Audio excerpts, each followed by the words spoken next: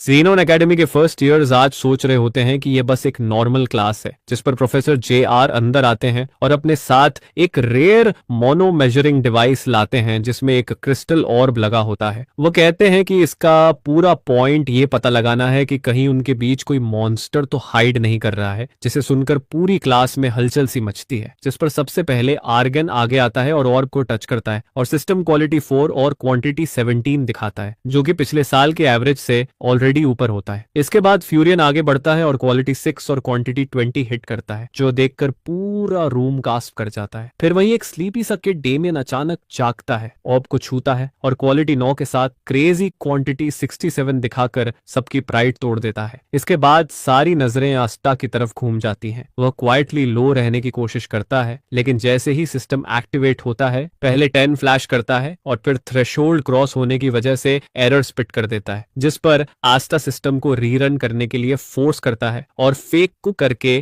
Quality 3 और quantity 15 दिखा देता है। वैसे इसके पीछे एक रीजन है कि हमारा मेन कैरेक्टर अपनी रियल पावर्स हाइड कर रहा है।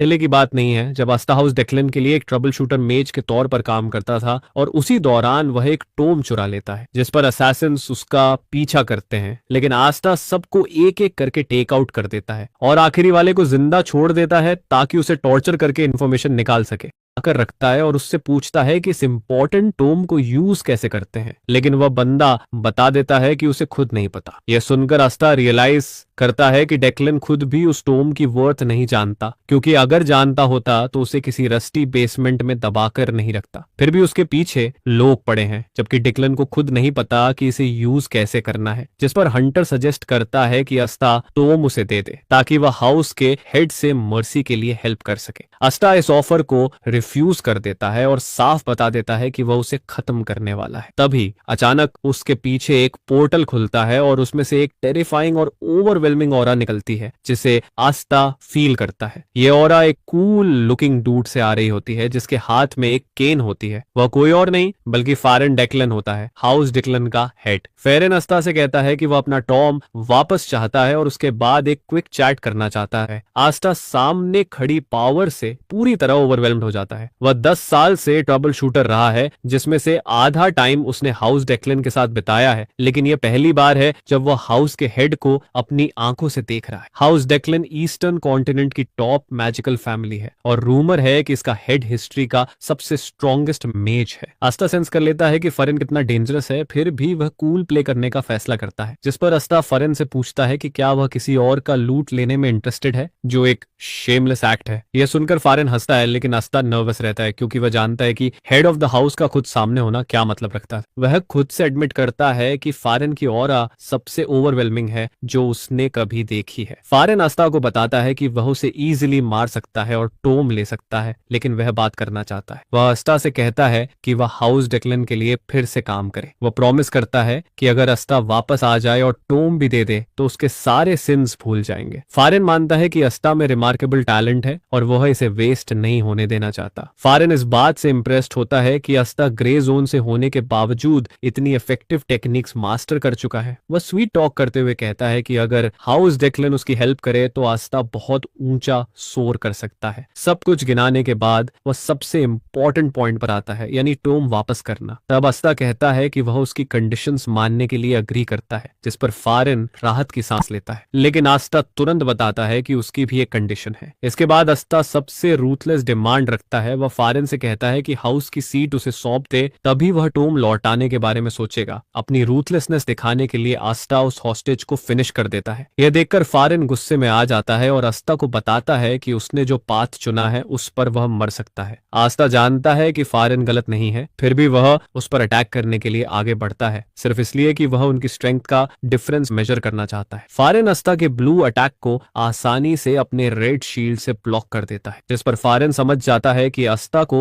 लेसन सिखाना जरूरी है। कूल खड़ा रहते हुए और ऑरा फार्मिंग करते हुए वह एक पावरफुल मैजिक ब्लास्ट छोड़ता है जो आस्था को पीछे फेंक देता है। आस्था ऑलमोस्ट जल जाता है लेकिन लकी होता है कि बच निकलता है। तभी उसे असली पावर का अंदाजा होता है जो हाउस के हेड के पास है। आस्था को अटैक करने का कोई ओपनिंग नहीं मिलता और जैसे ही फारेन नोटिस करता है कि वह थॉट में खो गया है, वह उस पर एक और अटैक कर देता है। फिर फारेन बताता है कि स्ट्रेंथ मेजर करने की जरूरत नहीं है क्योंकि वह आस्था से बहुत ऊपर है। जल्द ही आस्था खुद को एक ऐसे पावरफुल मैजिक अटैक के सामने पाता है जिससे वह बच नहीं सकता। वह स्मैश हो जाता है लेकिन फेरन होल्ड बैक करता है और यह बात आस्था को बता देता है। वह कहता है कि वह अभी उसे मारना नहीं चाहता, सिर्फ बात करना चाहता है। जिस पर आस्था पूछता है कि अगर वह सच में हाउस डेक्लन वापस लौटने के लिए अग्री कर जाए तो क्या होगा। फारेन जवाब देता है कि वह उस पर भरोसा नहीं करेगा। यह सुनकर आस्था खुश होता है कि दोनों क्लियर हैं और फिर वह एक और मैजिक अटैक प्रिपेयर करता है। आस्था कहता है कि वह अब किसी का मैसेंजर या डॉग बनकर नहीं रहेगा। वह अपनी सारी पावर मैजिक अटैक में डाल देता है और लाइटनिंग की तरह बर्न करता हुआ फारेन की तरफ जंप करता है, यह कहते हुए कि वह कैनल में वापस जाने के लिए रेडी नहीं है। लेकिन आस्था का सबसे स्ट्रॉन्ग मैजिक अटैक भी फारेन की डिफेंस को पेनिट्रेट नहीं कर पाता। अब फारेन फाइनली डिसाइड करता है कि वह दिखाएगा कि रियल पावर क्या होती है। आस्था को समझ आने से पहले ही वह एक पावरफुल मैजिक अटैक से हिट हो जाता है और उसका दिमाग उसके पास्ट में चला जाता है। जब वह आंखें खोलता है तो फारेन उसके ऊपर खड़ा होता है और नीचे देख रहा होता है। फारेन उससे पूछता है कि क्या उसने ट्रू पावर देख ली है। आस्था मान लेता है कि फारेन वाकई बहुत स्ट्रांग है और जब फारेन बात करना चाहता है तो आस्था पूछता है कि क्या वह उसे फिर से ट्रबल शूटर बनने देगा, जिस पर फारेन बताता है कि वह उसे ट्रबल शूटर से भी ज्यादा बनाना चाहता है। असल में वह चाहता है कि आस्था बोंगशन फैमिली का हेड बने। यह सुनकर आस्था शॉक में चला जाता है क्योंकि हाउस डिक्लन इतनी पावरफुल है कि थ्रोन तक चैलेंज कर सकती है। आस्था समझ जाता है कि वे उसे बंगशन फैमिली का हेड बनाकर अपने वैसल हाउस के तौर पर लॉयल्टी चाहते हैं। आखिरकार आस्था को फारेन का रियल गोल समझ में आ जाता है। वह अपने स्टोरेज स्पेस से टाइम निकालता है। इसे देखकर फेरन स्माइल करता है और कहता है कि वह आस्था और टाइम दोनों चाहता है। वह खुश होता है कि आस्था फाइनली राइट चॉइस ले रहा है। लेकिन जैसे ही वह टोम लेने वाला होता है, आस्था उसे आग लगा देता है, जिसे देखकर फारेन शॉक हो जाता है। फारेन पूछता है कि वह क्या कर रहा है, जिस पर आस्था बताता है कि उसका कभी भी टोम देने का इरादा नहीं था। फारेन आस्था को भरोसा दिलाता है कि वह बहुत हॉरिबल तरीके से मरेगा। इसके बाद आस्था रिवील करता है कि वह ट्रबल शूटर पैसों के लिए नहीं बना था। वह गुस्से में है क्योंकि उसके एक टीममेट को डेक्लन के यंग मास्टर ने फॉरबिडन मैजिक से डिवावर कर लिया था। उस इंसिडेंट के बाद डेक्लन ने सब कुछ कवर अप कर दिया था। यह सुनकर फारेन शॉक हो जाता है और उसे समझ आ जाता है कि आस्था बदले के लिए उनके पीछे आया है। आस्था साफ करता है कि वह बस अपने मरे हुए टीममेट्स के लिए जस्टिस चाहता था। वह फारेन को यह भी बताता है कि उसकी रीसेंट स्ट्रीक उसके लिए रिटायरमेंट जैसा एक्ट थी। इसके बाद आस्था कहता है कि ये उसके लास्ट वर्ड्स हैं। जैसे ही वह बोलना खत्म करता है, फारेन उसे आग में जला देता है और कहता है कि जलो और अपने चॉइसेस पर रिग्रेट करो। लेकिन जलते हुए भी आस्था फारेन पर चिल्लाता है और कहता है कि उसे किसी चीज का रिग्रेट नहीं है। आस्था हर चीज छोड़ने के लिए तैयार था, बस वह हाउस डेक्लन के लिए दोबारा काम नहीं करना चाहता था। जैसे जैसे आग उसे कंज्यूम करती है, आस्था इसे फ्रीडम मानता है और कसम खाता है कि अगर उसे कभी रिबॉर्न होने का चांस मिला तो वह अपना रिवेंज सही तरीके से लेगा। तबीयत अचानक आस्था कुछ अजीब फील करता है, जैसे टाइम रुक गया हो। वह पूरी तरह कंफ्यूज्ड होता है लेकिन किसी वजह से उसके हाथ में टोम अब भी एक्टिव रहता है। आस्था देखता है कि उसके पूरे बॉडी पर मैजिक सर्कल्स दिखाई दे रहे हैं और यही आखिरी चीज होती है। जब आस्था अपनी आंखें खोलता है तो वह खुद को एक गंदी सी जगह में पाता है जहां वह एक बेगर होता है। वह आसपास देखता है और धीरे धीरे उसे समझ आने लगता है कि वह किसी तरह पास्ट में लौट आया है। वह उस टाइम में वापस आ गया है जब वह ग्रे जोन में एक किड था। आस्था एक लेक की तरफ जाता है और अपने रिफ्लेक्शन को देखता है ताकि कंफर्म कर सके कि वह सच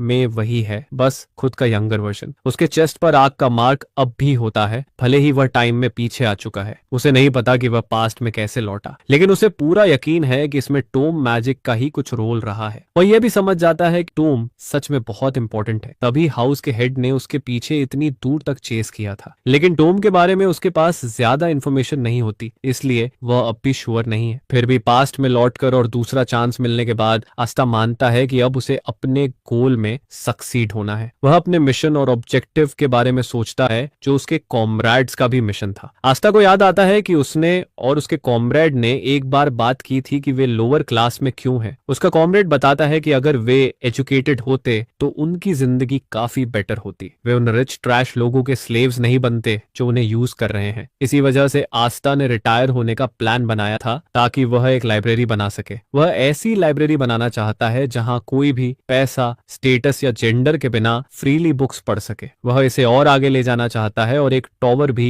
बनाना चाहता है। उसे टॉवर की जरूरत नहीं है, वह बस इमेजिनेशन के लिए इसे बनाना चाहता है। इसके अलावा वह डेक्लन हाउस की सीक्रेट टेक्निक को अपनी बुक के फर्स्ट पेज पर डालने का प्लान बनाता है ताकि ग्रे जोन के सबसे करीब लोग भी उस सीक्रेट तक पहुंच सके। वह पहले से ही इमेजिन कर रहा होता है कि यह कितना ड्रेडफुल होने वाला है, लेकिन अब बस एक ही चीज बचती है, मैनुअल उसे मिलेगा कैसे। वह अपने ईविल प्लान को एंजॉय ही कर रहा होता है कि अचानक एक किक उसके चीक पे लगती है। वह पलटकर देखता है तो एक एंग्री डूड उससे पूछता है कि वह कहाँ था। वह आस्था को लगातार किक करता रहता है और कहता है कि वह उसके लिए सीड बचाकर रखे हुए था, लेकिन आस्था कहीं दिखाई नहीं दिया। आस्था को याद करना मुश्किल होता है कि ये डूशबैग कौन है जिसने उसे पंचिंग बैग बना दिया है। वह किसी को भी खुद को ट्रैश की तरह ट्रीट करने देने के लिए तैयार नहीं होता और उस ड्यूड की टांग पकड़ लेता है। वह उसे बताता है कि उसने उसे 7 बार मारा है, लेकिन वह उसे 70 गुना वापस देगा। आस्था उस ड्यूड के चेस्ट पर पंच करता है, लेकिन उसका बॉडी कमजोर होता है और उसका रिस्ट स्प्रेन हो जाता है। यह देखकर आस्था खुद शॉक में चला जाता है और जब वह अभी भी कंफ्यूज्ड होता है तभी उसे फेस पर फिर से पंच पड़ता है। वह ड्यूड फिर से आस्था को पूरी तरह मारना शुरू कर देता है। आस्था दर्द से रोने लगता है क्योंकि किक्स बहुत पेनफुल होते हैं। मारपीट चलती रहती है जब तक आस्था को एक ओपनिंग नहीं दिखती और वह उस ड्यूड को लेक में धक्का दे देता है। इससे पहले कि वह ड्यूड उठ पाए, आस्था वहां से भाग जाता है। वह ड्यूड पानी से बाहर निकलकर पूछता है कि वह क्यों भाग रहा है, जिस पर आस्था जवाब देता है कि वह भाग नहीं रहा बल्कि टैक्टिकल रिट्रीट कर रहा है। वह उसे भरोसा दिलाता है कि वह उसका चेहरा याद रखेगा। वह कहता है कि वह हर हिट को दिल पर रखेगा क्योंकि वह एक वेटरन ट्रबल शूटर रहा है और क्विट शब्द उसके डिक्शनरी में नहीं है। वह रिवेंज जरूर लेगा। आस्था एक एली में छिप जाता है और अपने स्प्रिंट रिस्ट को देखता है। उसे यकीन नहीं होता कि उसका बॉडी इतना वीक है कि बस एक पंच से टूट गया। वह फिलहाल अपने सपने को साइड में रख देता है और अपने वीक और ट्रैशी बॉडी को ट्रेन करने का फैसला करता है। तबीयत अचानक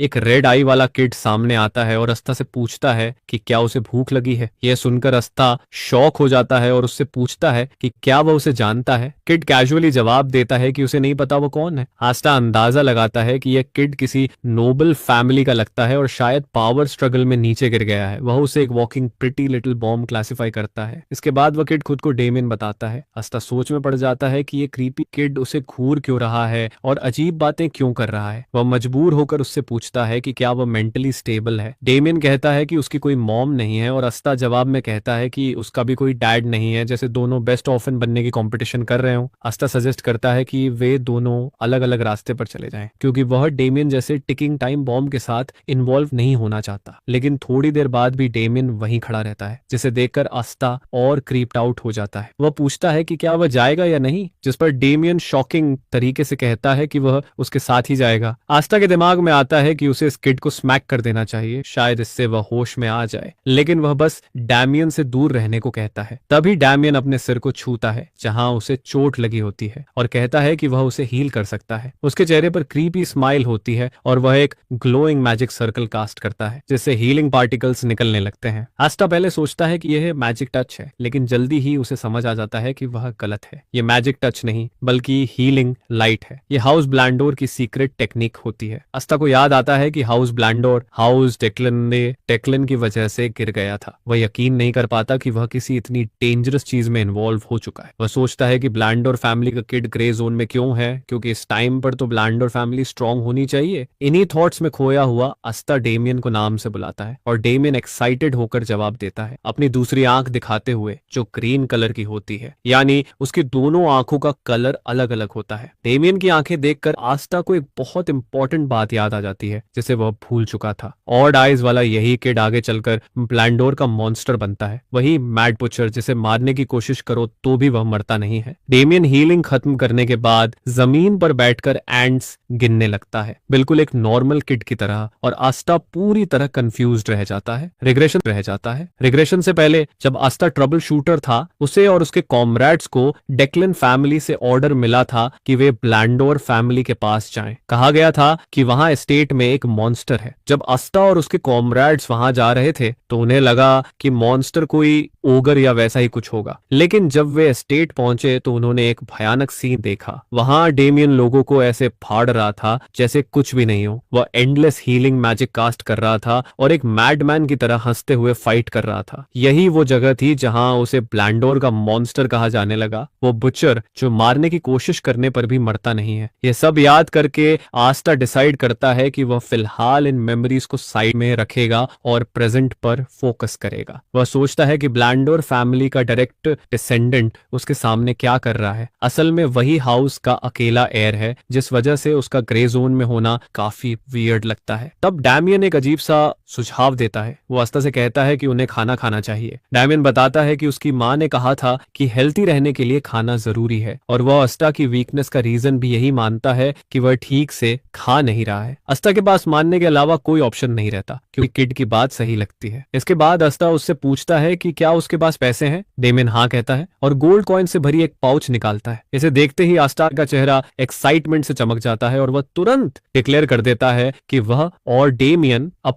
फ्रेंड्स हैं। डेमियन अचानक बनी इस फ्रेंडशिप से शॉक हो जाता है, लेकिन अस्ता स्मूथली बात घुमा लेता है। वह डेमियन से कहता है कि फ्रेंड्स आमतौर पर जो उनके पास होता है वो शेयर करते हैं। डेमियन उसकी बातों में आ जाता है और अग्री कर लेता है। आस्था खाने का सजेशन देता है और डेमियन तुरंत रेडी हो जाता है। खाना खाने के बाद वे दोनों एक शेल्टर में चले जाते हैं। आस्था का पेट खाना से भरा होता है, जो उसके साथ पहले कभी नहीं हुआ था। डेमियन हैरानी से बताता है कि जिस जगह उन्होंने खाना खाया उसके ऊपर एक घर भी है। वह कहता है कि वह अब तक बाहर ही सोता रहा है और अचानक मेंशन करता है कि उसका भी कोई डैड नहीं है। आस्था उसे करेक्ट करता है और कहता है कि उसका डैड है, लेकिन डेमियन इस बात को मानने से मना कर देता है। फिर आस्था उससे पूछता है कि क्या उसकी मॉम है, जिस पर डेमियन कहता है कि उसकी भी नहीं है। असल में डेमियन मानता है कि जब तक वे उसके पास नहीं है तब तक उनका एग्जिस्ट करना ही बेकार है। अब आस्था को पूरा सिचुएशन समझ में आने लगता है और वह खुद को संभालने की कोशिश करता है। वह डेमियन से पूछता है कि वह कब से अकेला है। डेमियन बताता है कि फैमिली से भागने के बाद वह 10 बार सो चुका है। आस्था सोचता है कि शायद डेमियन का पीछा किया जा रहा है, क्योंकि वह सिर्फ 10 बार सोने की बात कर रहा है। आस्था इसे 10 दिन मान लेता है। तभी डेमियन कैजुअली बताता है कि वह नेनप्स भी लेता है, कभी कभी एक दिन में 2 बार, लेकिन टोटल नेनप्स की काउंट भी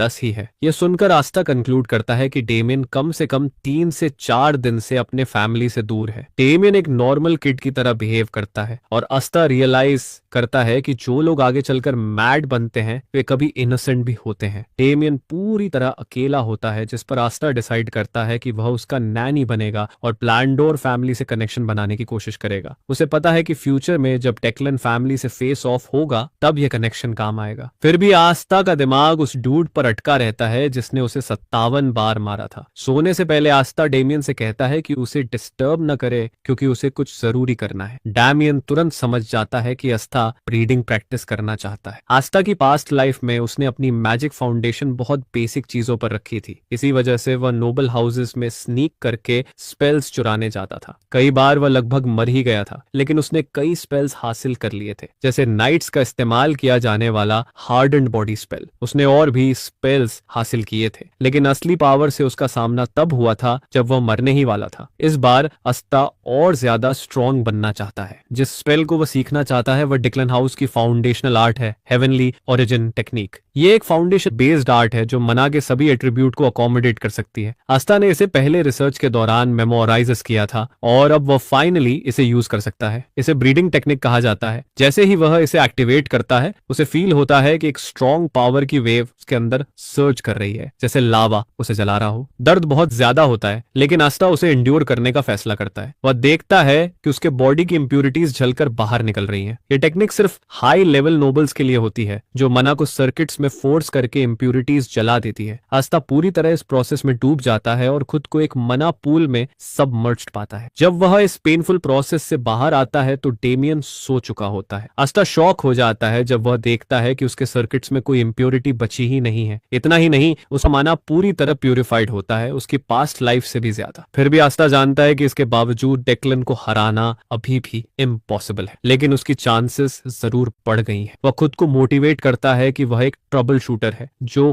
कभी हार नहीं मानता। बाद में आस्था डेमियन के बालों का कलर बदलकर ब्राउन कर देता है और उसके कपड़े भी चेंज करता है ताकि उसकी आइडेंटिटी हाइड रह सके। ऊपर से वो उसे कैप भी पहनने को देता है। डेमियन फिर पूछता है कि उनका नेक्स्ट प्लान क्या है, जिस पर आस्था कहता है कि अब वे केओस फैलाने जा रहे हैं। कुछ ही देर में आस्था उस ड्यूड को ढूंढ लेता है जिसने उसे 57 बार मारा था। जैसे ही वह आस्था को देखता है वह पूछता है कि वह कहाँ था, लेकिन इससे पहले कि वह और ट्रैश टॉक कर पाए आस्था उसे पेट में पंच मार देता है। यह पंच उसके पूरे बॉडी सिस्टम में दर्द की वेव भेज देता है और वह तुरंत बेहोश हो जाता है। आस्था को खुद पर प्राउड फील होता है कि उसने सही जगह मारी है, लेकिन वह अभी भी सेटिस्फाइड नहीं होता क्योंकि उसका प्लान उसे 123 बार मारने का है। जल्द ही पूरे हाउस को हंगामे का पता चल जाता है और सब बाहर आ जाते हैं। उन्हें दिखता है कि उनका सबसे छोटा मेंबर ही इस सब का रीजन है। आस्था अंदर ही अंदर वाइल्ड चीजें इमेजिन कर रहा होता है जो वह उनके साथ करना चाहता है। वह अपना गुस्सा निकालना शुरू करता है और सबको पीटना शुरू कर देता है। वह अपनी पंचेस को और पेनफुल बनाने के लिए फिस्ट्स में माना भरता है। डेमियन पीछे खड़ा होकर आस्था की फ्यूरी को एंजॉय करता है। डेमियन सिचुएशन को और खराब कर देता है क्योंकि वह लोगों को हील करने लगता है ताकि आस्था उन्हें और ज्यादा पनिशमेंट दे सके। सबसे पहले वह उसी ड्यूड को हील करता है जिससे आस्था की दुश्मनी है। वह ड्यूड सोचता है कि डेमियन उसकी हेल्प कर रहा है, लेकिन तब भी आस्था उसे पकड़ लेता है और उसे याद दिलाता है कि कितने हिट्स बाकी हैं। जब आस्था फिस्ट से मार मार कर थक जाता है तो वह केन्स का इस्तेमाल शुरू करता है। वह मेन ड्यूड को इतनी जोर से मारता है कि उसके पीछे सिवियर हीट निकलने लगती है। फिर भी आस्था रुकता नहीं है। वह डेमियन को हील करने के लिए बुलाता है ताकि प्रोसेस फिर से रिपीट हो सके। विक्टिम्स को लगता है कि उनके सामने बच्चे नहीं बल्कि डेविलिश मेनियक्स हैं जो उनकी प्रेशियस लाइफ के पीछे पड़े हैं। पूरे दिन मारने के बाद आस्था फाइनली रुकने का फैसला करता है। आइसिंग ऑन द केक की तरह वह अपने विक्टिम्स को उनकी हेल्प के लिए थैंक्स भी कहता है। उसने उन्हें पंचिंग बैग्स की तरह यूज किया होता है और उसे बहुत फुलफिल्ड फील होता है। हर एक पर उसने 100 से ज्यादा हिट्स पूरे कर लिए होते हैं जो टोटल मिलाकर 1000 से ज्यादा बनते हैं और उसे खुद पर प्राउड फील होता है। विक्टिम्स का लीडर पोलाइटली आस्था से पूछता है कि क्या वे जा सकते हैं और आस्था हाँ कह देता है। वह ड्यूड सटली आस्था को याद दिलाता है कि ये उसका हाउस है, मतलब आस्था को ही यहाँ से निकलना चाहिए। आस्था ये समझ जाता है और उसे ऐसी स्केरी ऑरा से घूरता है कि वह ड्यूड और उसके कॉमरेड्स डरकर कोने में सिमट जाते हैं। तभी आस्था को फील होता है कि कोई उनकी तरफ आ रहा है। वह सेंस करता है कि आने वाला पर्सन स्किल्ड है, बिल्कुल एक ट्रबल शूटर की तरह। यही आस्था को रियलाइज होता है कि शायद यह पर्सन डेमियन के पीछे आया है। वह शॉक होता है कि इतनी सावधानी बरतने के बावजूद भी उन्होंने डेमियन को ढूंढ लिया है। आस्था रियलाइज करता है कि वह एक बैड पोजीशन में है, लेकिन वह बैठकर अटैक का इंतजार करने वाला नहीं है। अपनी पास्ट लाइफ में ट्रबल शूटर होने की वजह से वह पहले भी कई डिफिकल्ट सिचुएशंस फेस कर चुका है और यह भी उन्हीं में से एक है। वह जितना माना इकट्ठा कर सकता है उतना गैदर करता है और उसे कई बार कंप्रेस करता है। इसके बाद वह एक माना बुलेट बनाता है और उसे सीधे उस पर्सन की तरफ एम करता है जो उनकी तरफ चार्ज कर रहा होता है। आस्था शॉट फायर करता है, लेकिन तभी वह डूड अचानक नी स्लाइड करता है और उसे टॉर्च कर लेता है। उसी मोमेंट वह जोर से डेमियन का नाम चिल्लाता है और उसे मास्टर कहकर बुलाता है। वह ड्यूड स्लाइड करता हुआ डेमियन तक पहुंचता है और तभी पता चलता है कि डेमियन उसे जानता है। असल में वह फैमिली का बटलर होता है और उसका नाम अल्फ्रेडो है। अल्फ्रेडो डामिन को कसकर पकड़ लेता है, लेकिन किड उसे छोड़ने के लिए कहता है। अल्फ्रेडो मना कर देता है और कहता है कि उसे डामिन को वापस फैमिली के पास ले जाना है। आस्था बस उनके पीछे खड़ा होकर यह वियर्ड सीन अनफोल्ड होते हुए देखता रहता है। तभी उसे समझ में आता है कि डेमियन अपने फैमिली से भागा हुआ है। इंट्रोडक्शंस खत्म होने के बाद अल्फ्रेडो आस्था को भी ऑफर देता है कि वह उनके साथ स्टेट चल सकता है क्योंकि डेमियन उससे काफी अटैच्ड हो चुका है। आस्था एक पल के लिए ऑफर के बारे में सोचता है। उसे बस इतना पता है कि ये एक प्रेस्टिजियस फैमिली है, लेकिन उनके रियल इंटेंशंस उसे पूरी तरह समझ में नहीं आते। फिर भी वह पहले से कनेक्शन बनाने के बारे में सोच रहा था और फैमिली का टेरिटरी सिटी के रास्ते में ही पड़ता है, जिस वजह से उसे यह कन्वीनियंट लगता है। ज़ेनन एकेडमी भी पास में ही होती है और क्योंकि एकेडमी की लाइब्रेरी टॉप नॉच है, आस्था वहां जाने का प्लान बनाता है ताकि फ्यूचर में अपनी लाइब्रेरी बनाने की तैयारी कर सके। सब कुछ सोचने के बाद आस्था ऑफर एक्सेप्ट कर लेता है। थोड़ी ही देर में वे फैमिली एस्टेट पहुंच जाते हैं। आस्था कैरेज से उतरता है और रियलाइज करता है कि यह उसका एस्टेट में पहला ऑफिशियल विजिट है। पहले ही काफी देर हो चुकी होती है, जिस पर अल्फ्रेडो रेस्ट करने का सजेशन देता है। वह मेड लैनकंसी से कहता है कि किड्स का ध्यान रखे।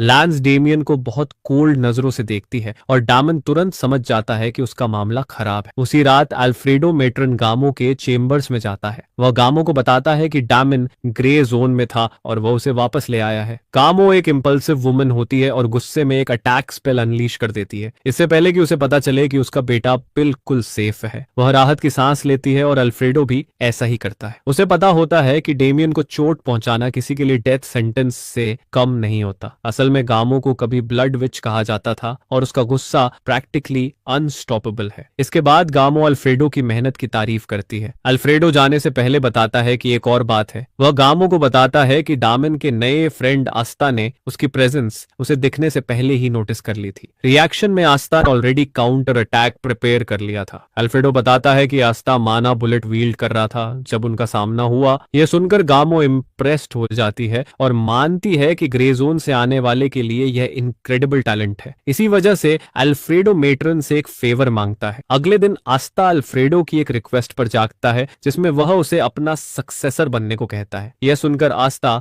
शॉक हो जाता है और अल्फ्रेडो को राहत मिलती है कि आस्था सरप्राइज हो गया। उसे पूरा भरोसा होता है कि आस्था इस रेयर अपॉर्चुनिटी को तुरंत एक्सेप्ट करेगा। लेकिन अल्फ्रेडो तब स्टन्ड रह जाता है जब आस्था अचानक ऑफर रिफ्यूज कर देता है। अल्फ्रेडो को लगता है कि शायद उसके कान खराब हो गए हैं। यहाँ तक कि डेमियन भी शॉक हो जाता है कि आस्था ने ऑफर ठुकरा दिया। आस्था मानता है कि ऑफर बहुत बड़ी है, लेकिन वह अल्फ्रेडो को बता देता है कि वह चीजों को जैसा है वैसा ही पसंद करता है। अल्फ्रेडो तुरंत समझ जाता है कि आस्था ग्रे जोन में पैदा हुआ है और उसने नेचुरल टैलेंट से मैजिक सीखी है। इसी वजह से वह इतना कॉन्फिडेंट है। इसके बाद अल्फ्रेडो आस्था का कॉन्फिडेंस क्रश करने की कोशिश करता है और बताता है कि दुनिया बहुत बड़ी है और उसे उसके डेंजर्स का अंदाजा नहीं है। वह आस्था की तुलना एक बड़े कैनियन में गॉब्लिन से करता है, लेकिन आस्था उसे करेक्ट करता है और कहता है कि उसे खुद को वाइवर्न जैसा फील होता है। यह सुनकर अल्फ्रेडो शॉक हो जाता है और डिसाइड करता है कि वह आस्था को दिखाएगा कि उसका मतलब क्या है। वह आस्था को बटलर ट्रेनिंग हाउस ले जाता है जहां ट्रेनीज अपनी सेशन में होते हैं। अल्फ्रेडो प्राउडली आस्था को यह ग्रैंड स्पेक्टिकल दिखाता है। वह बताता है कि ये सारे किड्स आस्था की एज के हैं और हाउस ब्लैंडोर के टैलेंट्स माने जाते हैं। आस्था उन्हें ध्यान से देखता है और मानता है कि उनकी ट्रेनिंग बहुत प्रिसाइज है जो उन्हें किड्स जैसा लगने नहीं देती। फिर भी वह इंप्रेस नहीं होता। आस्था अल्फ्रेडो से कहता है कि वह उनकी ऑरा फील कर सकता है, जिसे सुनकर अल्फ्रेडो खुश होता है। वह फिर से पूछता है कि क्या आस्था ऑफर एक्सेप्ट करने के लिए रेडी है, क्योंकि वह भी इन किड्स की तरह शाइन कर सकता है। लेकिन आस्था एक बार फिर रिफ्यूज कर देता है और कहता है कि उसे लाइट से नफरत है। तभी ट्रेनीज में से एक किड विंस्टर हाथ उठाता है। वह अल्फ्रेडो से कहता है कि उसके पास एक सजेशन है। विंस्टर मानता है कि आस्था टैलेंटलेस है, इसी वजह से उसने ऑफर रिजेक्ट किया है। वह यह भी कहता है कि आस्था उनकी ग्रेटनेस को समझ ही नहीं सकता और वह उसे दिखाना चाहता है। वह बेसिकली आस्था के खिलाफ डुएल चाहता है। अल्फ्रेडो विंस्टर की कॉकीनेस फील करता है, फिर भी वो अलाउ कर देता है। वह आस्था से पूछता है कि क्या वह ड्यूएल के लिए रेडी है। आस्था समझ जाता है कि विंस्टर ड्यूएल क्यों चाहता है, क्योंकि सारे ट्रेनीज उसे राइवल मान चुके हैं। उन्हें लगता है कि आस्था कोई लकी ड्यूड है जो अचानक कहीं से आ गया है और उसे चीफ बटलर का सक्सेसर बनने का ऑफर मिल गया है। आस्था ड्यूएल एक्सेप्ट कर लेता है, लेकिन अल्फ्रेडो से पूछता है कि क्या वह अपना ओपोनेंट चूज कर सकता है। अल्फ्रेडो उसे हाँ कह देता है। आस्था विंस्टर की तरफ पॉइंट करता है, लेकिन वही नहीं रुकता। वह चार और ट्रेनीज की तरफ भी इशारा करता है। ये देखकर सब शॉक हो जाते हैं जब आस्था बताता है कि वह 5v1 चाहता है। विंस्टर को अपनी आंखों पर यकीन नहीं होता और आस्था उसे कहता है कि अगर वह डर रहा है तो पीछे हट सकता है। अल्फ्रेडो यह देखकर हंसता है और समझ जाता है कि आस्था में वो चार्ज है जो उसके सक्सेसर में होना चाहिए। अल्फ्रेडो आस्था से पूछता है कि क्या वह अपनी बातों की रिस्पॉन्सिबिलिटी लेने के लिए रेडी है और आस्था हाँ कह देता है। अल्फ्रेडो कहता है कि अगर आस्था डुएल में 1 मिनट तक टिक गया तो वह उसे एक गिफ्ट देगा, लेकिन अगर वह फेल हुआ तो उसे सक्सेसर बनना ही पड़ेगा। आस्था अल्फ्रेडो की आवाज में डेस्परेशन फील करता है, लेकिन वह चैलेंज से डरता नहीं है। अग्रीमेंट होने के बाद अल्फ्रेडो उन्हें रिंग में जाने को कहता है। ट्रेनी इंस्ट्रक्टर मजबूर होकर अल्फ्रेडो से पूछता है कि क्या ये सब डेंजरस नहीं है। अल्फ्रेडो मानता है कि यह डेंजरस है, लेकिन वह आस्था को उसकी एरोगेंस से बाहर निकालना चाहता है। इंस्ट्रक्टर डर जाता है क्योंकि वह डामेन के गेस्ट को हार्म नहीं पहुंचाना चाहता। वह डामेन के पास जाकर बताता है कि उसका फ्रेंड डेंजर में है और ड्यूएल रुकवाने को कहता है, लेकिन डेमियन सरप्राइज कर देता है क्योंकि वह फाइट के लिए एक्साइटेड होता है। वह खुद भी ज्वाइन करना चाहता है, लेकिन लांस उसे रोकती है और कहती है कि अगर वह इन्वॉल्व्ड हुआ तो गामो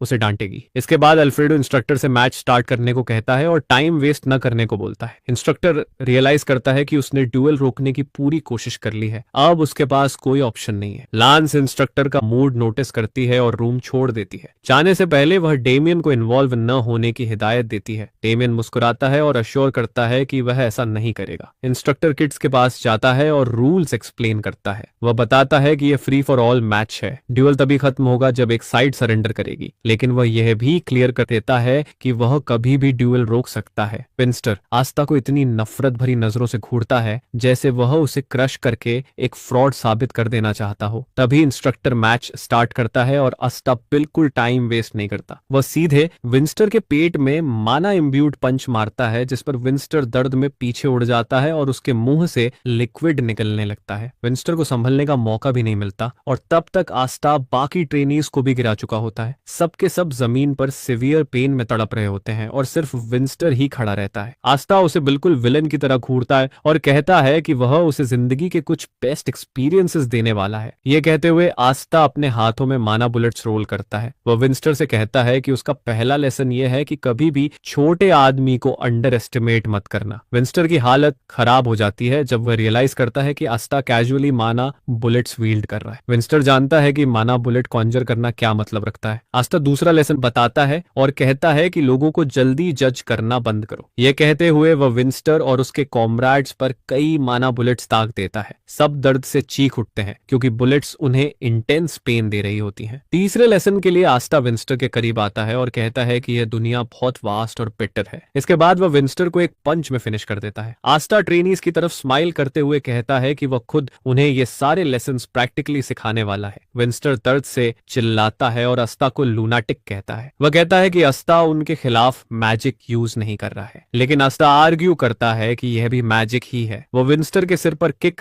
मारते हुए कहता है कि वह फिजिकल मैजिक यूज कर रहा है। रूम में मौजूद हर कोई स्टन्ड रह जाता है क्योंकि आस्था ट्रेनीज को ऐसे पीट रहा होता है जैसे वे कुछ भी नहीं हो। वह उन्हें अपनी पर्सनल पॉपेट्स की तरह घसीटता रहता है। अल्फ्रेडो यह सब देखकर बिल्कुल स्पीचलेस हो जाता है। वह सोचता है कि आस्था ने मैजिक को कितनी बार कंप्रेस किया होगा। बुलेट्स की पावर देखकर अल्फ्रेडो समझ जाता है कि उन्हें कम से कम 4 या 5 बार कंप्रेस किया गया है। तभी उसे रियलाइज होता है कि अगर पहले उसे ये माना बुलेट्स लगी होती तो उसे सीरियस डैमेज हो सकता था। अल्फ्रेडो समझ जाता है कि आस्था का अपने इनेट माना पर कंप्लीट कंट्रोल है। इसके अलावा वह लोगों को पीटने में भी काफी अच्छा है। पीछे डेमियन सबको हील करने में लगा होता है ताकि आस्था उन्हें और अच्छे से पीट सके। अचानक लैंस कामों के साथ रूम में एंटर करती है। वह तुरंत अल्फ्रेडो को बुलाती है। इंस्ट्रक्टर को जैसे ही पता चलता है कि मेट्रन आ चुकी है, वह राहत की सांस लेता है कि आखिरकार वे बच गए हैं। कामो अल्फ्रेडो से पूछती है कि यह सब क्या चल रहा है। अल्फ्रेडो एडमिट करता है कि वह बस एक टेस्ट कर रहा था। कामो को यकीन नहीं होता कि अल्फ्रेडो इस हालात को टेस्ट कह रहा है। आस्था ट्रेनीज को बुरी तरह ट्रैश कर रहा होता है और डेमियन पीछे से सपोर्ट दे रहा होता है। कामो अल्फ्रेडो को ऑर्डर देती है कि ट्रेनीज को इकट्ठा करे और उन्हें विड्रॉ करने को कहे। साथ ही वह डेमियन और आस्था को उनके रूम में जाने के लिए कहती है। इसके बाद वह इंस्ट्रक्टर के पास जाती है और कहती है कि उसे जॉब से निकाल दिया गया है, जिसे सुनकर वह शॉक हो जाता है। उसी रात गामो अल्फ्रेडो से कहती है कि वह कुछ ज्यादा ही आगे बढ़ गया था, भले ही उसकी इंटेंशन सही थी। अल्फ्रेडो अपनी गलती मान लेता है और कहता है कि वह पनिशमेंट एक्सेप्ट करने को तैयार है। गामो पूछती है कि क्या ड्यूएल के दौरान आस्था को डेमियन की हेल्प मिली थी। अल्फ्रेडो मना कर देता है और कहता है कि आस्था बस लोगों को मारने में बहुत अच्छा है। वह यह भी बताता है कि आस्था ने मैजिक बुलेट दोबारा यूज किया था और उसे कई बार कंप्रेस किया था ताकि पावर बढ़ सके। यह सुनकर गामो रियलाइज करती है कि आस्था का माना कंट्रोल काफी अच्छा है। उसने खुद देखा था कि आस्था 5 ट्रेनीज को एक साथ पीट रहा था जैसे कुछ भी नहीं हो। वह यह भी समझती है कि मैजिक बुलेट हैंडल करना हाई लेवल मेज के लिए भी मुश्किल होता है। गामो सक्सेसर प्रपोजल के बारे में पूछती है, जिस पर अल्फ्रेडो बताता है कि आस्था ने बिना सोचे रिजेक्ट कर दिया था। गामो समझ जाती है कि उसे इस किड को दोबारा इवैल्यूएट करना पड़ेगा। वह अल्फ्रेडो से कहती है कि आस्था को उसके पास लाया जाए। कुछ ही देर में आस्था गामो से मिलने आता है और डेमियन भी वहीं कुकीज खाते हुए बैठा होता है, बिल्कुल स्पॉइल्ड ब्रैट की तरह। गामो कुछ कहे उससे पहले टेबल पर आस्था के सामने एक बॉक्स रख देती है। आस्था सरप्राइज हो जाता है और गामो उसे याद दिलाती है कि अल्फ्रेडो ने उसे गिफ्ट देने का प्रॉमिस किया था। आस्था और ज्यादा शॉक हो जाता है जब उसे पता चलता है कि गिफ्ट खुद गामो ने प्रिपेयर किया है। वह उसे बॉक्स खोलने को कहती है और जैसे ही आस्था खोलता है वह शॉक हो जाता है। उसके अंदर एक हाई ग्रेड आइटम होता है। आस्था हैरान हो जाता है क्योंकि ब्लैंडोर फैमिली में भी यह सिर्फ टॉप 5 मैच डिवीजनों के रिक्रूट को मिलता है। आस्था को बिना डाउट लगने लगता है कि इस गिफ्ट के साथ कुछ और भी जुड़ा हुआ है। गामो जैसे उसका माइंड पढ़ लेती है और कहती है कि वह बिना किसी वरी के गिफ्ट ले सकता है। वह बताती है कि आस्था ने ग्रे जोन में उसके बेटे की हेल्प की थी और ये अर्लियर इंसिडेंट के लिए अपॉलॉजी भी है। आस्था किसी ट्रैप में नहीं पड़ना चाहता और पूछता है कि अगर वह आइटम कंज्यूम करता है तो क्या उसे ब्लैंडोर ज्वाइन करना पड़ेगा। गामो मना कर देती है। फिर आस्था पूछता है कि क्या आइटम में पॉइजन है और जवाब फिर भी नो होता है। है। आस्था शॉक हो जाता है कि आइटम कंज्यूम करने पर कोई कंडीशन नहीं है। वह गामो को गिफ्ट के लिए थैंक्स कहता है। इसके बाद गामो बताती है कि उसके पास एक प्रपोजल है। यह सुनते ही आस्था समझ जाता है कि वह सही था। गामो बताती है कि वह आस्था का एकेडमी में एडमिशन अरेंज करना चाहती है ताकि वह डेमियन के साथ पढ़ सके।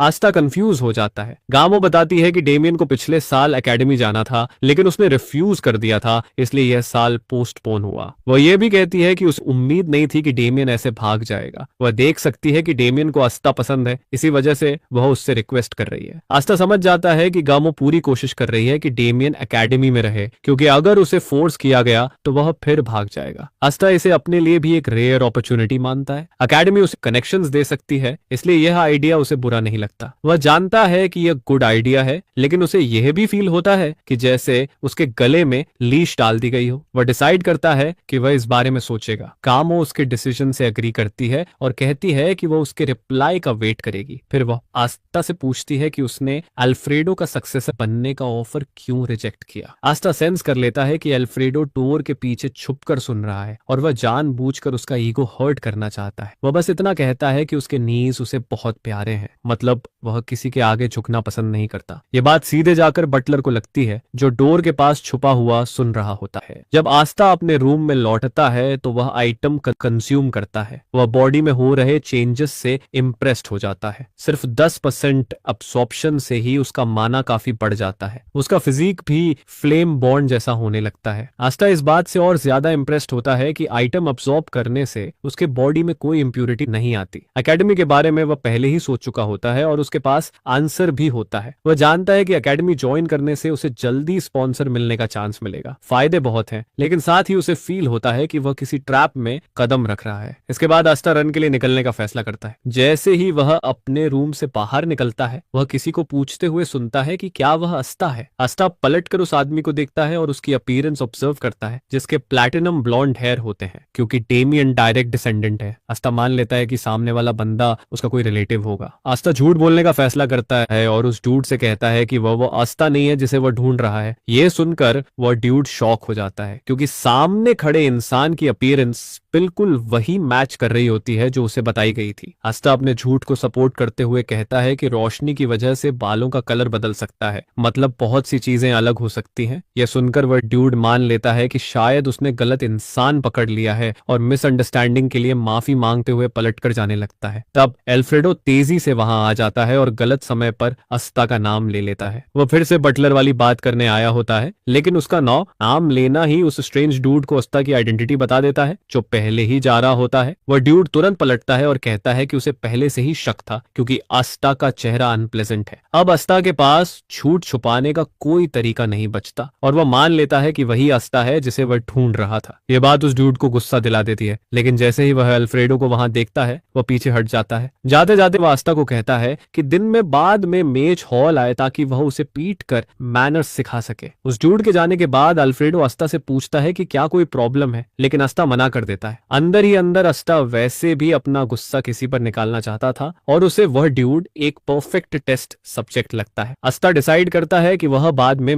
मेज हॉल जाकर उसे पीटेगा। इसके बाद आस्था अल्फ्रेडो से पूछता है कि क्या वह अभी गामो से मिल सकता है। आस्था को गामो के ऑफिस ले जाया जाता है। गामो शॉक हो जाती है कि आस्था इतनी सुबह मीटिंग रिक्वेस्ट कर रहा है। वह पूछती है कि क्या उसने उनकी कॉन्वर्सेशन के बारे में फैसला कर लिया है, और आस्था हाँ कह देता है। सरप्राइजिंगली आस्था बताता है कि वह एकेडमी में एनरोल होने वाला है, जैसा उन्होंने ऑफर दिया था। यह सुनकर गामो सरप्राइज भी होती है और रिलीव्ड भी। वह आस्था से कहती है कि वे जल्दी ही सारी प्रिपरेशन शुरू कर देंगे। इसके बाद आस्था रूम से निकल जाता है और अल्फ्रेडो अंदर आता है। वह गामो से आस्था के बारे में पूछता है और गामो से अश्योर करती है कि उसने ऑफर एक्सेप्ट कर लिया है। अल्फ्रेडो यह सुनकर खुश हो जाता है और अंदर ही अंदर जीत सेलिब्रेट करता है। असल में प्लान यह होता है कि वे आस्था की फर्स्ट सेमेस्टर की फीस कवर करेंगे, लेकिन नेक्स्ट सेमेस्टर में आस्था को अपनी ट्यूशन भरने में दिक्कत होगी। अल्फ्रेडो मानता है कि आस्था और एंग्शियस होगा, क्योंकि वह और ज्यादा सीखना चाहेगा। ऐसे में अल्फ्रेडो बीच में आकर मदद करने की योजना बनाता है। गामो अल्फ्रेडो को ऑर्डर देकर चुप कराती है, क्योंकि वह ज्यादा लाउड हो रहा होता है। अल्फ्रेडो माफी मांगता है और किचन की तरफ चला जाता है, क्योंकि ब्रेकफास्ट का टाइम होने वाला होता है। उसके जाने के बाद गामो समझ जाती है कि अल्फ्रेडो इतना खुश क्यों है। उसे लगता है कि अल्फ्रेडो को आखिरकार आस्था को अपना सक्सेसर बनाने का चांस मिल गया है, लेकिन साथ ही गामो को यह प्लान काफी स्लॉपी लगता है। फिर भी अल्फ्रेडो बहुत कॉन्फिडेंट है, क्योंकि प्रीवियस फेमस हेड बटलर ने भी उसी पर यही ट्रिक यूज की थी। इसके बाद आस्था मेज हॉल जाने का फैसला करता है जहां अर्लियर वाला जर्क उसे बुलाकर गया था। आस्था डोर खोलता है और एक मेज को देखता है जिसका चेहरा हुड से ढका होता है। वह उससे पूछता है कि वह क्यों आया है। क्योंकि आस्था को उस ब्रैट का नाम नहीं पता होता, वह थोड़ा स्टटर करने लगता है। तभी वह मेज सडनली लिवली हो जाता है और कहता है कि वह आस्था का ही इंतजार कर रहा था। वह आस्था को फॉलो करने को कहता है और उसे दूसरे रूम में ले जाता है। वह आस्था को अंदर आने के लिए कहता है लेकिन सिर बचाकर रखने की वार्निंग देता है। आस्था रूम में एंटर करता है और उस पर कई उड़ते हुए नोट्स टकराते हैं। तभी उसे समझ आता है कि मेज ने सिर बचाने को क्यों कहा था। थोड़ी देर बाद आस्था एक डूड से मिलता है जो खुद को वेंजी वॉन ब्लोंडोर बताता है। वह आस्था से पूछता है कि क्या वह भाई से मिलने आया है। यह सवाल सुनकर आस्था जेन्युइनली कंफ्यूज्ड हो जाता है। वह सोचता है कि क्या अर्लियर वाला ब्रैट उसका भाई था। पास्ट लाइफ से आस्था को मेजेस के बारे में एक कॉमन बात पता होती है। आमतौर पर मेजेस के बाल पहले बिखरते हैं, फिर झड़ने लगते हैं और आखिर में वे खुद ही बाल उखाड़ देते हैं ताकि ग्रोथ रुक जाए। आस्था इसे 3 स्टेजेस में डिवाइड करता है। फर्स्ट स्टेज में मैग मानने से इंकार करता है कि उसके बाल झड़ रहे हैं और रोप से ढक लेता है। सेकंड स्टेज में वह हार मानकर अपना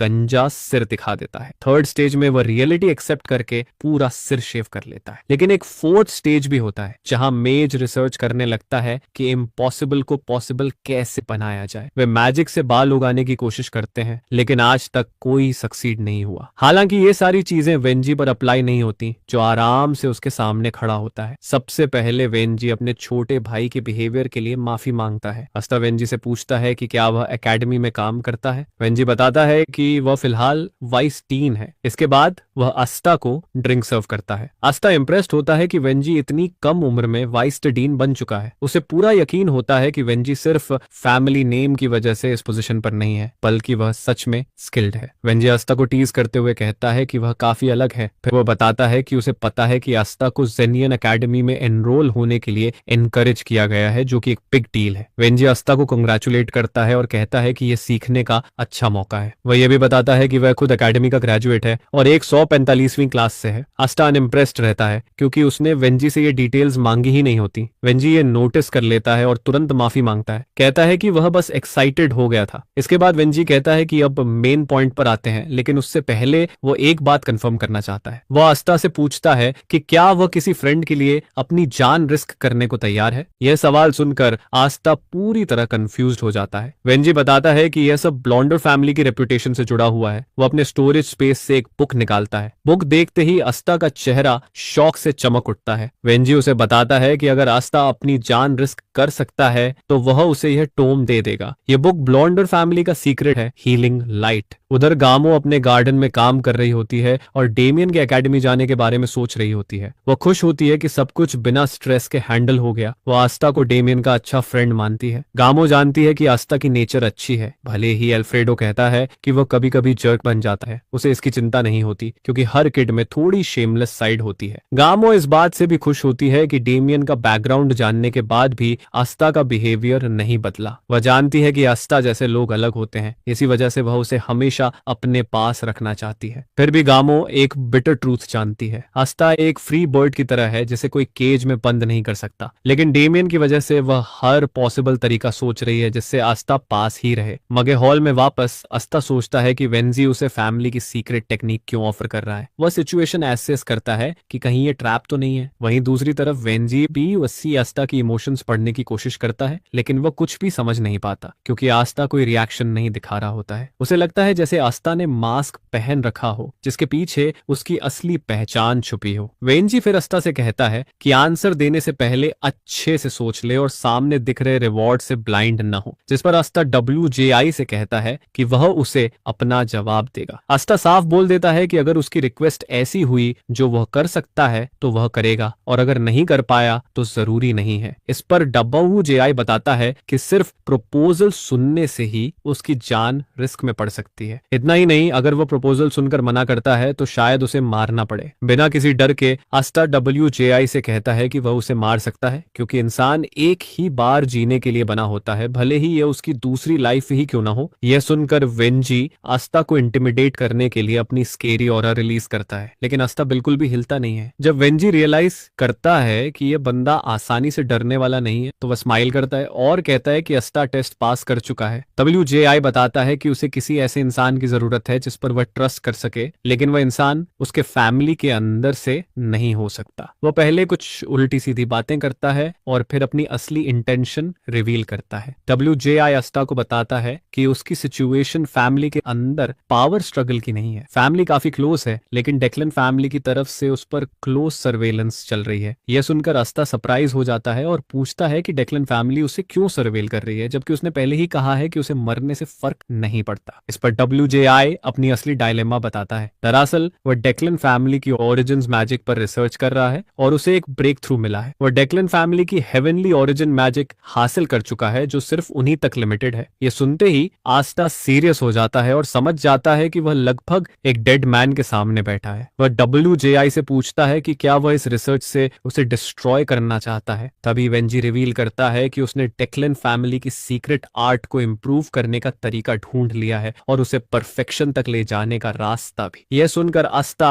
कंक्लूड करता है कि वह एक ऐसे इंसान के सामने बैठा है जिसे अपनी लाइफ की कोई परवाह नहीं है। WJI एडमिट करता है कि वह रिसर्च करने से खुद को रोक नहीं पाया। आस्था उसे एक कंप्लीट लूनेटिक मानता है, लेकिन साथ ही उसे टाइमिंग भी बिल्कुल परफेक्ट लगती है। पास्ट लाइफ में जब डेक्लन ने ब्लैंडोर फैमिली को वाइप आउट किया था, तब वेंजी अपने न्यू 10,000 सर्कल रिसर्च में बिजी था। इसी वजह से डेक्लन ने ब्लैंडोर फैमिली को खत्म करने में हिचकिचाहट नहीं दिखाई, क्योंकि उसे उस पावर की पॉसिबिलिटी दिख गई थी। आस्था को समझ आने लगता है कि डेक्लन ने शायद उस पावर को अडॉप्ट कर लिया था और यही रीजन है कि वह इतना इंसेनली स्ट्रांग बन गया। इसके बाद वेंजी आस्था से पूछता है कि क्या वह उसकी हेल्प करने के लिए अवेलेबल है, क्योंकि वह रिसर्च को और आगे ले जाना चाहता है। आस्था उससे पूछता है कि उसने इस मिशन के लिए उसे ही क्यों चुना। WJI बताता है कि वह इस रिसर्च को फैमिली को रिपोर्ट नहीं कर सका क्योंकि उसे लगता है कि कहीं कोई मोल है, लेकिन वह उसे ढूंढ नहीं पाया। आस्था सजेस्ट करता है कि शायद सेक्रेटरी हो, लेकिन वेंजी डिसएग्री करता है और कहता है कि प्रॉब्लम एक्विजिशन राउट से जुड़ी है। WJI बताता है कि जैसे ही उसे पता चला कि उसे ट्रैक किया जा रहा है, उसने कुछ प्रिकॉशंस ले लिए थे। इस पर आस्था पूछता है कि वह डेक्लन का साइड क्यों नहीं ले लेता, क्योंकि वह बेटर ऑप्शन लगता है और वे उसे वेलकम भी कर लेंगे। WJI बताता है कि डेक्लन के पास न जाने के उसके पर्सनल रीजंस हैं। चूंकि आस्था ब्लैंडोर फैमिली से टाइड नहीं है, इसलिए वह उसे परफेक्ट कैंडिडेट मानता है। WJI बताता है कि यह जॉइंट रिसर्च प्रोजेक्ट है, लेकिन फिलहाल वह प्रोग्रेस नहीं कर पा रहा। वह आस्था को अश्योर करता है कि रिवॉर्ड प्रॉपर मिलेगा। वह चाहता है कि आस्था थीसिस को जेनोन एकेडमी के प्रोफेसर पेरून तक पहुंचाए। रिवॉर्ड में वह आस्था को हीलिंग लाइट स्पेल देने वाला है। आस्था अपॉर्चुनिटी सेंस करता है और एक्सेप्ट करने का डिसाइड करता है। वह WJI से कहता है कि उसके पास इससे बेहतर डील है। आस्था कहता है कि वह हीलिंग लाइट स्पेल कॉम्पेंसेशन में चाहता है और साथ ही 1000 सर्कल भी, जब वेंजी उसे कंप्लीट कर ले। यह सुनकर वेंजी मान लेता है कि आस्था सच में एक शेमलेस जर्क है। मिशन क्रिटिकल होने की वजह से वेंजी के पास हाँ कहने के अलावा कोई ऑप्शन नहीं रहता। वह आस्था को अश्योर करता है कि काम पूरा होने के बाद स्पेल जरूर देगा, लेकिन WJI एक कंडीशन भी रखता है। वह चाहता है कि आस्था रिसर्च कंप्लीट होने से पहले भी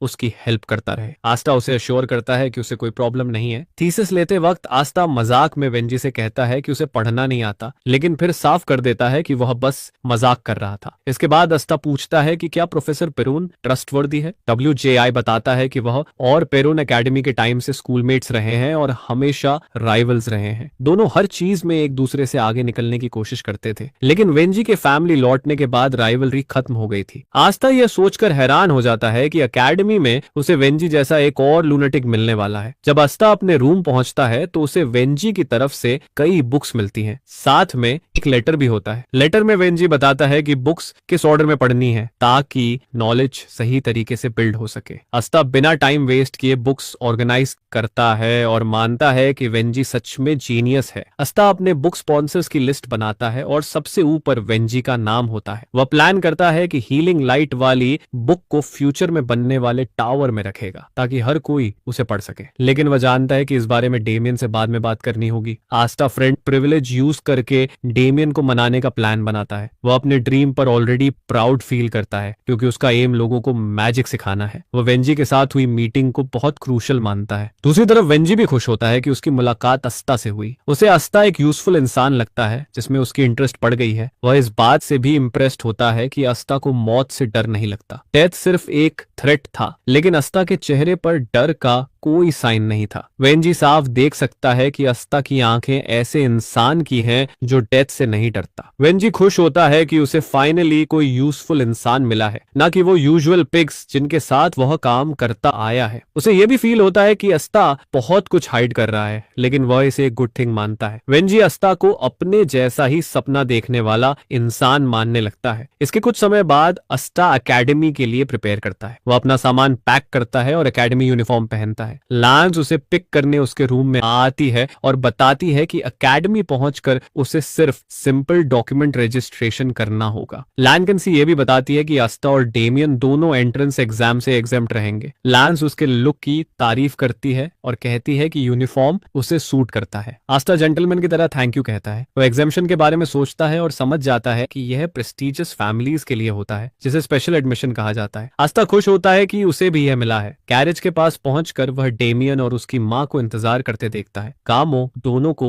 एकेडमी में सेफ रहने को कहती है और आस्था इसे एक्नॉलेज करता है। कामो आस्था से यह भी कहती है कि वह उसके लिए प्रे कर रही है ताकि वह अपने डिजायर्ड रिजल्ट्स अचीव कर सके। आस्था स्माइल करता है और वुमन को थैंक करता है। अंदर ही आस्था बिना किसी डाउट के अपने रिजल्ट्स अचीव करने का एम रखता है क्योंकि एकेडमी अपॉर्चुनिटीज से भरी हुई है और आस्था सब कुछ ग्रैब करना चाहता है। वह अपने प्यारे क्लासमेट्स से मिलने के लिए भी एक्साइटेड है। एकेडमी के रास्ते में आस्था उस लाइट स्पेल बुक को चेक करता है जो WJI ने उसे दी थी। वह बुक की इंटरप्रिटेशंस देखकर इम्प्रेस्ड हो जाता है क्योंकि उसे काफी सिंपल तरीके से एक्सप्लेन किया गया है। असल में हर नोबल टेक्निक्स को इंटरप्रेट करने का अपना तरीका रखता है, लेकिन बाकी वर्जन्स के मुकाबले आस्था को लगता है कि WJI की इंटरप्रिटेशन डेक्लर के सेलेस्टियल प्रिंसिपल के साथ मैच करती है। थोड़ी देर बाद वे एकेडमी पहुंच जाते हैं। आस्था खिड़की के पास खड़ा होकर फेमस जेनन एकेडमी को देखता रहता है। लैनसेंसी उन्हें बताती है कि कैरेज सर्विस से यहीं खत्म होती है। फाउंडिंग प्रिंसिपल की टीचिंग्स के हिसाब से एडमिशन के समय स्टेटस चाहे जो भी हो, हर स्टूडेंट को पैदल चलकर ही अंदर जाना होता है। लांस उन्हें बताती है कि अब यही वो जगह है जहां से वे अलग होंगे और वह किड्स को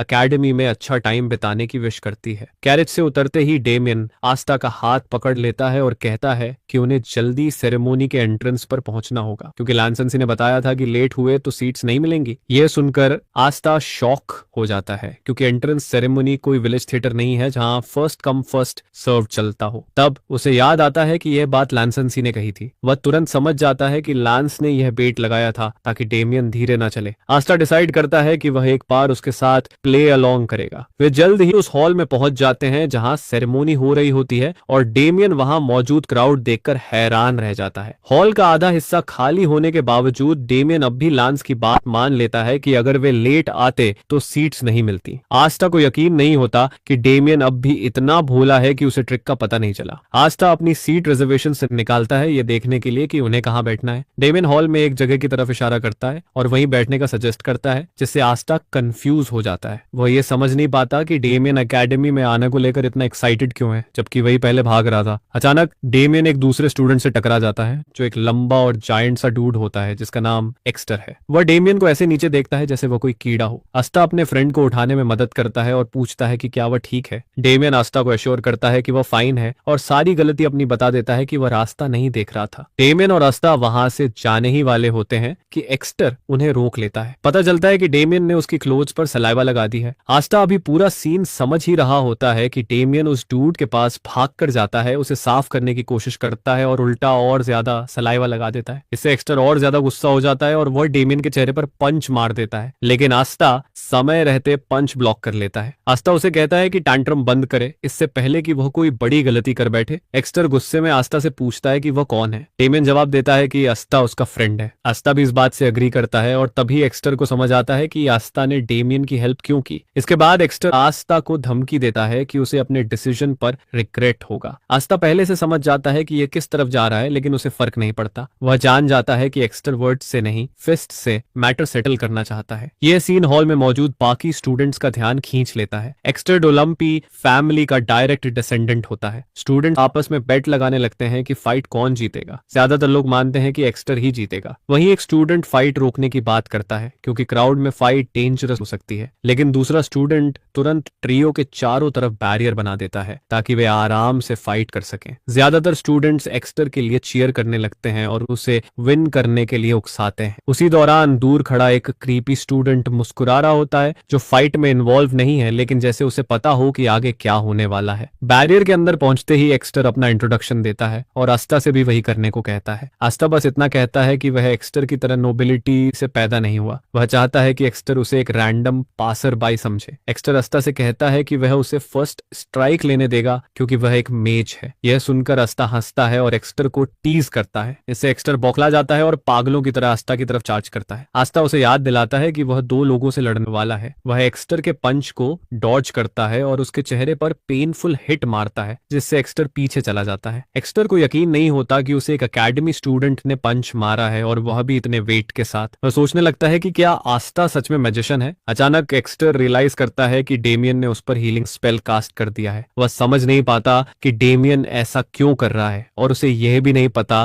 कि उसकी जिंदगी का सबसे ब्रूटल मोमेंट आने वाला है। एक्स्टर सोच में ही होता है कि आस्था उसके पास पहुंचकर उसके पेट में एक और पंच मार देता है। इससे पहले कि एक्स्टर कुछ समझ पाए उसके शरीर पर कई ब्लोज पड़ने लगते हैं। अब उसे समझ आता है कि ये दोनों क्या कर रहे हैं। एक उसे मार रहा है और दूसरा उसे हील कर रहा है। वह मजबूर होकर मान लेता है कि वह कुछ क्रेजी लोगों से लड़ रहा है। एक्स्टर को अचानक फील होता है कि शायद वह डर रहा है, लेकिन आसपास खड़े स्टूडेंट्स उसे चीयर करने लगते हैं और कहते हैं कि वह वॉरियर्स की उम्मीद है, इसलिए उसे पीछे नहीं हटना चाहिए। मोटिवेशन मिलने पर एक्स्टर खुद को संभालता है और गुस्से में आस्था को एक मियर मैजिशियन कहता है। वह जोर से आर्म स्विंग करता है लेकिन आस्था पहला बार डॉज कर लेता है। आस्था उसकी कोशिश की तारीफ करता है लेकिन एक्स्टर चिल्लाकर कहता है कि उसे अंडर एस्टिमेट न करे। पूरी ताकत लगाकर एक्स्टर अपना राइट आर्म स्विंग करता है और इस बार आस्था को हिट कर देता है। आस्था पीछे उड़ जाता है और स्टूडेंट्स खुशी से चिल्लाने लगते हैं क्योंकि एक्स्टर आखिरकार फाइट में आ गया होता है। लेकिन एक्स्टर खुद प्राउड फील नहीं करता। उसे पता होता है कि हिट लगी है लेकिन इम्पैक्ट बहुत हल्का था। आस्था अपने बॉडी को एक्रोबैटिक तरीके से घुमाता है और अपने पैरों पर लैंड करता है। एक्स्टर यह देखकर स्टन्ड हो जाता है लेकिन शॉक साइड में रखकर फिर से आस्था की तरफ दौड़ता है। आस्था पीछे देखता है और नोटिस करता है कि डेमियन अब भी एक्स्टर पर हीलिंग मैजिक कास्ट कर रहा है। इससे उसे समझ आता है कि उसे फिनिश करना मुश्किल होगा, इसलिए उसे सिंगल हिट में टेक आउट करना पड़ेगा। इसके लिए आस्था एक टेक्निक यूज करता है जो उसने पास्ट लाइफ में अपने कॉमरेड्स के साथ मिलकर डेवलप की थी। मैजिकल पार्टिकल्स के कोलिजन से वो एनर्जी एक्सट्रैक्ट कर सकता है। यह टेक्निक मैजिक यूज करती है लेकिन ये ना प्योर मैजिक है और ना मार्शल आर्ट्स। ये मैजिकल प्रॉपर्टीज का एक टेक्निकल एप्लीकेशन है। मूव तैयार करने के बाद आस्था एक्स्टर को बहुत पास आने देता है और फिर उस टेक्निक से हिट करता है। इससे एक मैसिव शॉक वेव निकलती है जो स्पेक्टेटर्स को ऑलमोस्ट ब्लाइंड कर देती है और बैरियर भी टूट जाता है। हर कोई शॉक में रह जाता है कि उन्होंने आस्था से क्या देख लिया। तभी एक्स्टर डीएमई सीट से समीर पर गिरता है और बेहोश हो जाता है। यह देखकर सब स्टन्ड रह जाते हैं क्योंकि माइटी एक्स्टर सिर्फ एक पंच में गिर चुका होता है। आस्था एक प्रॉपर वॉरियर की तरह हाथ ऊपर उठाता है ताकि ऑरा फार्म कर सके और बाकी स्टूडेंट्स उसके लिए चीयर करने लगते हैं। वे सोचने लगते हैं कि आस्था सच में मैजिशियन है या कुछ और, जिस तरह से उसने फाइट हैंडल की है।